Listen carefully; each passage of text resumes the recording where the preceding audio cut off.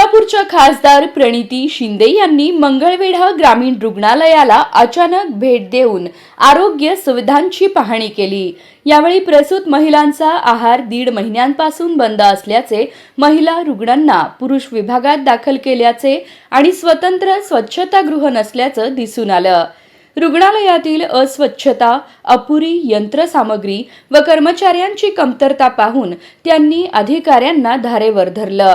त्यांनी सोलापूरचे civil surgeon यांच्याशी थेट दूरध्वनीवर संपर्क साधून परिस्थितीची माहिती दिली आणि 5 दिवसांच्या आत सर्व त्रुटी दूर करण्याच्या सूचना केल्या। तिथे नुकत्याच बाळंतीण झालेल्या महिला आणि तिथे जेंट्सना ऍडमिट करतात। एक वेगळी सेपरेट रूम आहे जे तुमची ऑफ्थॅल्मॉलॉजीची, ती रिकामीच आहे। तिथे न ठेवता जेंट्सच्या रूम मध्ये ऍडमिट करतायत, पहिली गोष्ट। दुसरी गोष्ट, तुम्ही ज्याला कॉन्ट्रॅक्ट दिलेला आहे साताऱ्याचा टेंडर जेवणाचं, त्याला बिल नसल्या भरल्यामुळे 1 महिना झाले ह्या ग्रामीण रुग्णालयामध्ये पेशंट्सना जेवणच मिळत नाहीये।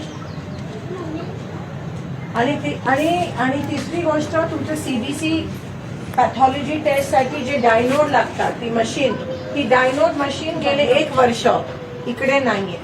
मशीन आहे आणि त्या डायनोड नाहीये त्याच्यामध्ये, आणि म्हणून सीबीसी इथे होत नाहीये। सीबीसी आउटसोर्स करावं लागतं। आणि चौथी गोष्ट, 34 स्टाफची मंजुरी आहे, पण आता सध्या फक्त 25 लोक कामावर आहेत। ते पण आहेत का नाही अजून मला त्याच्यात पटलं नाहीये।